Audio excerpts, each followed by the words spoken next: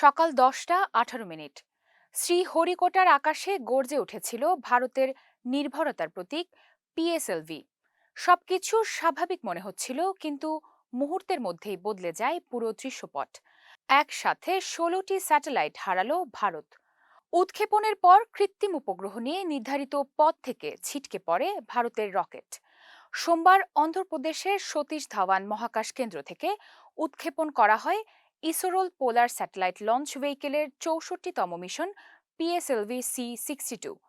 উৎক্ষেপণের পর প্রথম ও দ্বিতীয় ধাপ পরিকল্পনা অনুযায়ী সম্পন্ন হলেও তৃতীয় ধাপে প্রবেশের পরই রকেটের গতিপথে গুরুতর অস্বাভাবিকতা ধরা পড়ে।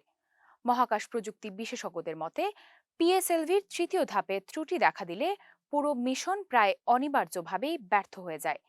কারণ এই ধাপেই রকেটের কক্ষপথ ও চূড়ান্ত গতি নির্ধারিত হয়। এই মিশনে বহন করা হচ্ছিল মোট 16টি উপগ্রহ। এর মধ্যে ছিল ভারতের পৃথিবী পর্যবেক্ষণ উপগ্রহ UOS-N1, প্রতিরক্ষা গবেষণা ও উন্নয়ন সংস্থার নজরদারির উপগ্রহ অন্বেষা, পাশাপাশি ব্রাজিল, নেপাল ও যুক্তরাজ্যের একাধিক বৈদেশিক উপগ্রহ ও বৈজ্ঞানিক সরঞ্জাম। ইসরোর চেয়ারম্যান ডক্টর ভি নারায়ণ জানান, উৎক্ষেপণের সময় সংগৃহীত সব তথ্য বিশ্লেষণ করা হচ্ছে। তার ভাষায়, মিশনটি প্রত্যাশিত পথে অগ্রসর হতে পারেনি, তবে পূর্ণাঙ্গ বিশ্লেষণ শেষ না হওয়া পর্যন্ত একে আনুষ্ঠানিকভাবে সফল বা ব্যর্থ ঘোষণা করা হবে না। উৎক্ষেপণের পরপরই 15টি সরঞ্জাম ও একটি কৃত্রিম উপগ্রহ নিয়ে রকেটটি নির্ধারিত পথ থেকে বিচ্যুত হয়ে পড়ে।